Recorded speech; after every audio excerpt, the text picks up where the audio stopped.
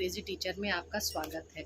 तो हम लोग रैशनल और इरैशनल नंबर कर रहे थे, जिसकी हम लोग ने एक्सरसाइज 1.1 कर लिया है। आज हम एक्सरसाइज 1.2 शुरू करेंगे। तो एक्सरसाइज 1.2 में सबसे पहले क्या आता है कि इरैशनल नंबर्स क्या होते हैं। इरैशनल नंबर क्या होते हैं? Irrational number are those number which can not be written in the form of ratio of two integers. अगर दो इंटीजर्स के रेशियो में हम किसी नंबर को नहीं लिख सकते हैं तो वो इरैशनल नंबर होते हैं। जैसे मान लीजिए एक इंटीजर है 2, दूसरा है 3, तो 2/3 के फॉर्म इस ये हो गया हमारा इंटीजर्स को रेशियो के फॉर्म में लिखना। तो अगर हम किसी नंबर को इस तरह से नहीं लिख सकते है रेशियो के फॉर्म में, तो वो इरैशनल नंबर होते हैं। अब देखिए इसकी डेफिनेशन क्या होती है। A number that can not be express in the form of p/q। p/q का मतलब क्या हुआ? ये दो हमने अल्फ़ाबेट लिए हैं जिससे हम ये बता रहे हैं कि अगर हम p/q के फॉर्म में किसी नंबर को नहीं लिख सकते हैं, where p and q are both integers and q not equal to 0, और p और q इंटीजर होने चाहिए, यानी कोई ना कोई नंबर होना ज़रूर चाहिए, और q नॉट इक्वल टू 0 मतलब नीचे कभी भी 0 नहीं आना चाहिए। P and Q have no common factor, और P और Q में कोई कॉमन फैक्टर नहीं होना चाहिए एक्सेप्ट 1। P और Q का अगर हम ये दो इंटीजर हम लें, अगर मान लीजिए ये दो इंटीजर हमने 2 और 3 ले लिया, तो इनके बीच में एक कॉमन फैक्टर 1 आ गया तो ठीक है, इसके अलावा कोई और कॉमन फैक्टर नहीं होना चाहिए, क्योंकि फैक्टर निकालना आपको आता है। इस कॉल्ड एन इरैशनल नंबर, इसको हम इरैशनल नंबर कहते हैं। जैसे एग्जाम्पल है √2, √7, √5, 2 + √3 एक्सेट्रा, या फिर ऐसे डेसिमल में नंबर जैसे 2.345138 एंड सो ऑन चलता चला जा रहा है, तो ये हमारे सब इरैशनल नंबर की कैटेगरी में आते हैं। इसके अलावा when we add an irrational number, when we add an rational number and irrational number, then final number will be irrational number. यदि हम किसी रैशनल नंबर या इरैशनल नंबर को जोड़ेंगे तो हमें फाइनली इरैशनल नंबर ही मिलता है, और अगर हम किसी इरैशनल नंबर में से रैशनल नंबर को घटाते हैं तो भी हमें आंसर में इरैशनल नंबर मिलता है। तो चलिए अब हम लोग एक्सरसाइज को शुरू करते हैं। तो पहला क्वेश्चन एक्सरसाइज का क्या है? Prove that √5 is an irrational number। ये हमको ये वाला पहला क्वेश्चन है। तो यहाँ पे हम नहीं करेंगे, हम इसको नेक्स्ट पेज पे करेंगे ताकि पूरा क्वेश्चन जो है वो सामने रहे। तो हमें क्या करना है? Question number 1, prove that √5 is an irrational number. अगर हमें किसी नंबर को इरैशनल नंबर प्रूफ करना है तो हम क्या करते हैं कि हम उसको ये कोशिश करते हैं कि हम ये प्रूफ कर दें कि वो रैशनल नंबर है।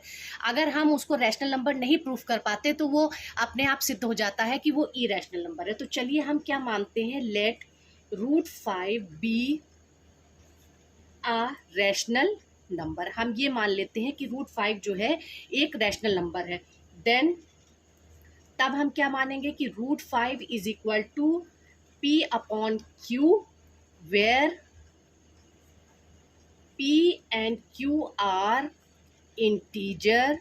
हम वही बात कहेंगे जो कि इसकी डेफिनेशन कहती है कि अगर √5 P/Q के बराबर है तो P और Q इंटीजर होने चाहिए, और Q जो है वो नॉट इक्वल टू 0 होगा, and P and Q have no common factor except 1।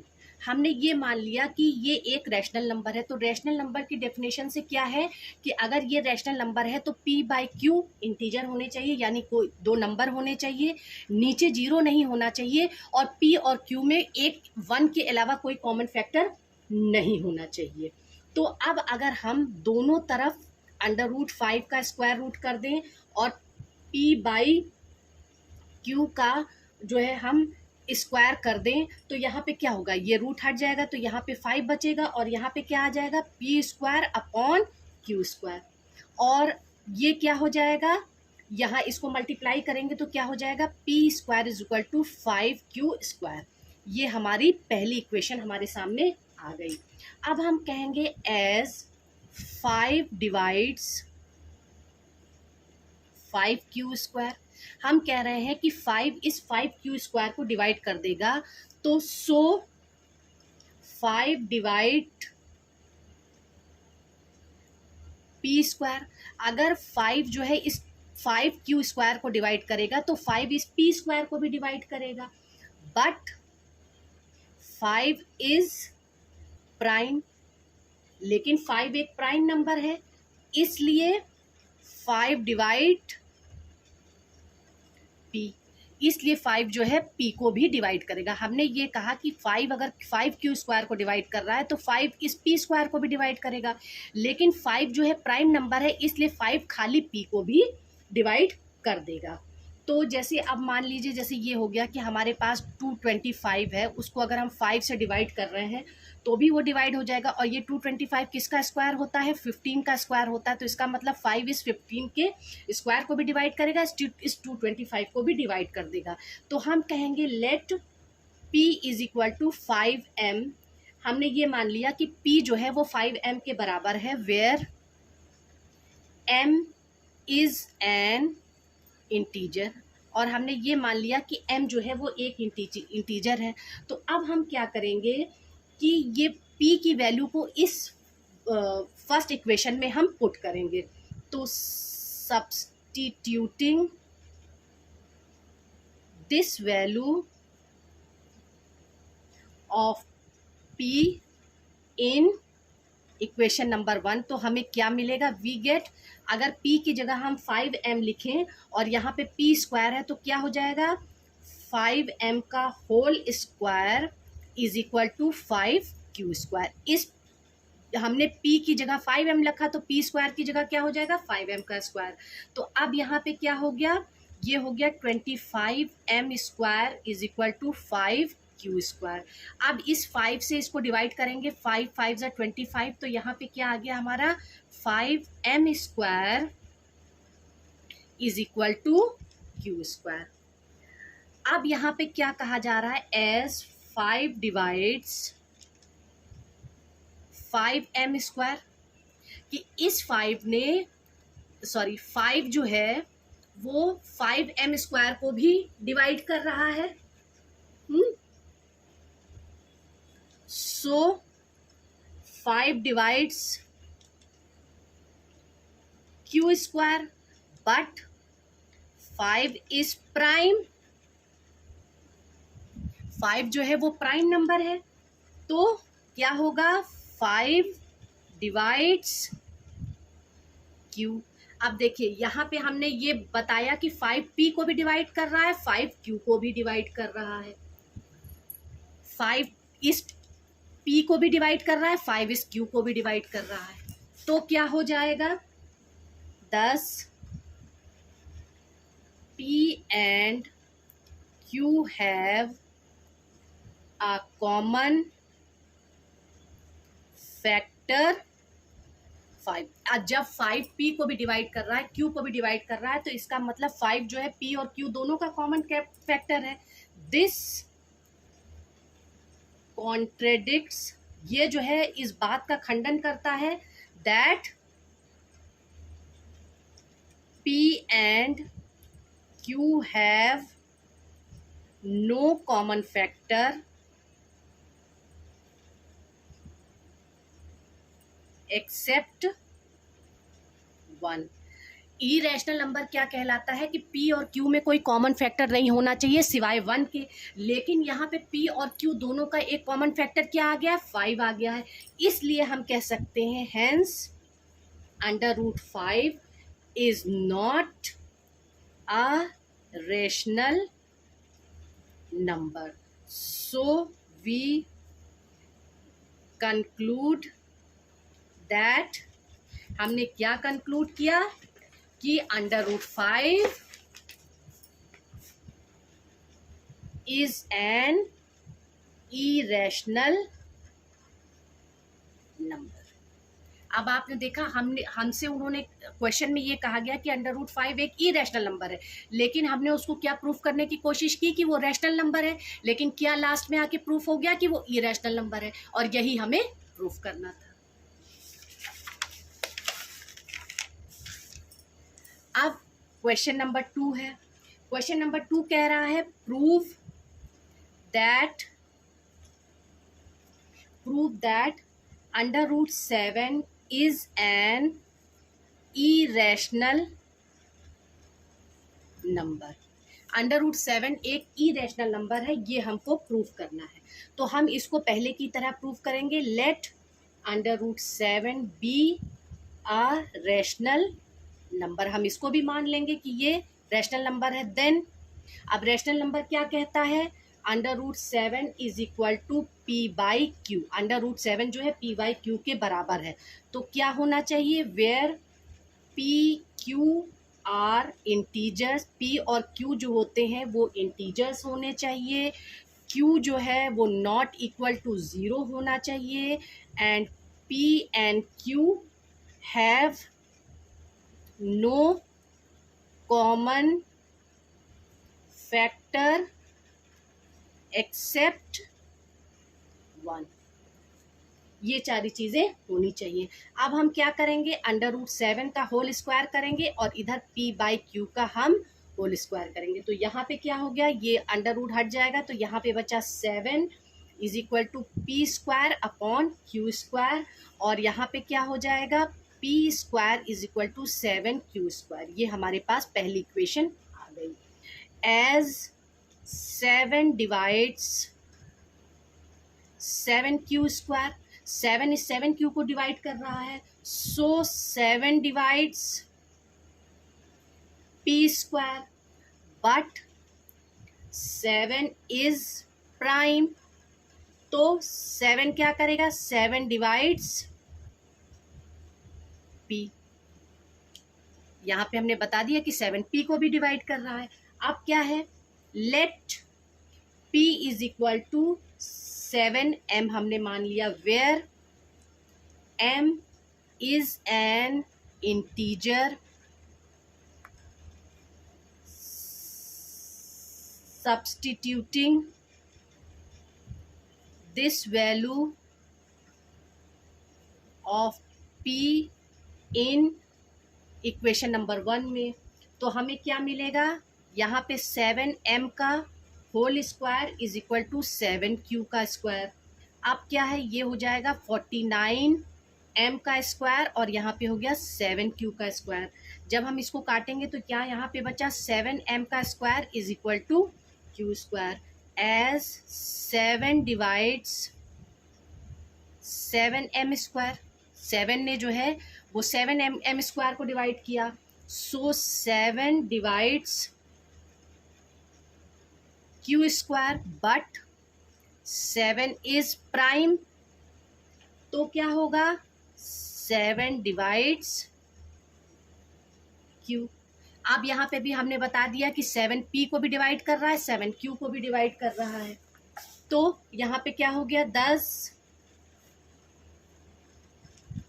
p and q have a common। अब यहाँ पे क्या हो गया कि p और q का एक कॉमन फैक्टर क्या आ गया, 7। This contradicts that p and q have no common factors, p और q के कोई कॉमन फैक्टर्स नहीं है एक्सेप्ट 1।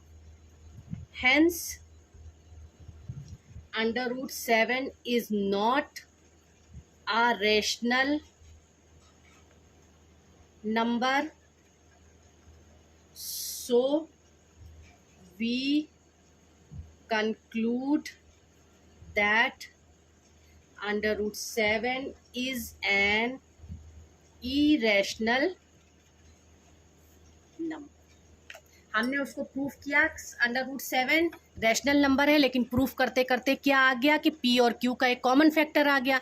लेकिन ई रैशनल नंबर में रैशनल नंबर ये कहता है कि कॉमन फैक्टर नहीं होना चाहिए, तो इसका मतलब वो ई रैशनल नंबर है। तो अब इसके बाद हम देखते हैं क्वेश्चन नंबर 3। उसमें भी हमको ऐसे ही प्रूफ करना है। तो क्वेश्चन नंबर 3 में हमारा क्या है, prove that √6 is an irrational number.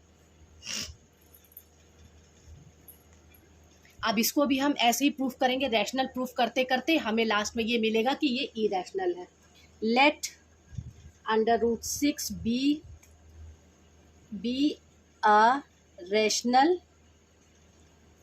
number, then √6 is equal to p by q, where p comma q are integers, q not equal to 0 and p q have no common factor except 1। Rational number तो हमसे ये कह रहा है कि p और integer होने चाहिए, q 0 नहीं होना चाहिए, और p और q का एक कॉमन 1 के अलावा कोई कॉमन फैक्टर नहीं होना चाहिए। लेकिन अब देखिए आगे क्या होता है कि √6 का हमने होल स्क्वायर किया और इधर p बाई क्यू का होल स्क्वायर किया, तो यहाँ पे क्या आया, 6 is equal to P square upon Q square. तो यहाँ पे हो गया P square is equal to 6 Q square. ये हमारे पास इक्वेशन नंबर 1 आ गई। As 6 divides 6 Q square, so 6 divides p square, but 6 is prime. तो क्या है, 6 डिवाइड्स p। हमने यहाँ पे ये कह दिया कि 6 जो है p को डिवाइड कर रहा है। Let p is equal to 6m, हमने ये माना where m is an integer, substituting this value of p in equation number 1। तो हमें क्या मिला यहाँ पे, 6m square is equal to 6q square. तो अब यहाँ पे क्या होगा, 36m square is equal to 6q square. तो अब यहाँ पे क्या बचा, 6m स्क्वायर, 6 से इसको काटा तो 6m square is equal to यहाँ पे बचा q square. As 6 divides 6m square, so 6 divides q square, but 6 is prime. तो 6 डिवाइड्स q। अब यहाँ पे हमने दिखा दिया ना कि 6p और q दोनों को डिवाइड कर रहा है। तो अब यहाँ पे क्या हो गया, फिर वहाँ यहाँ पे कॉन्ट्रडिक्शन हो गया। 10 p and q have a common, हमारे सामने क्या आ गया, कॉमन फैक्टर आ गया 6, जबकि रैशनल नंबर कहता है कि कॉमन फैक्टर नहीं होना चाहिए। तो this contradicts that p and q have no common factor. हमारी बात क्या कह रही है कि यहाँ पे जो है एक्सेप्ट 1 के अलावा कोई कॉमन फैक्टर नहीं होना चाहिए। तो ये रैशनल नंबर कैसे हुआ, रैशनल नंबर ये कह रहा है कि सिर्फ एक 1 कॉमन फैक्टर होना चाहिए, इसके अलावा कोई कॉमन फैक्टर नहीं होना चाहिए। लेकिन यहाँ पे क्या आ गया कि p और q का एक कॉमन फैक्टर आ गया 6, तो इसका मतलब ये क्या है, रैशनल नंबर नहीं है। Hence √6 is not a rational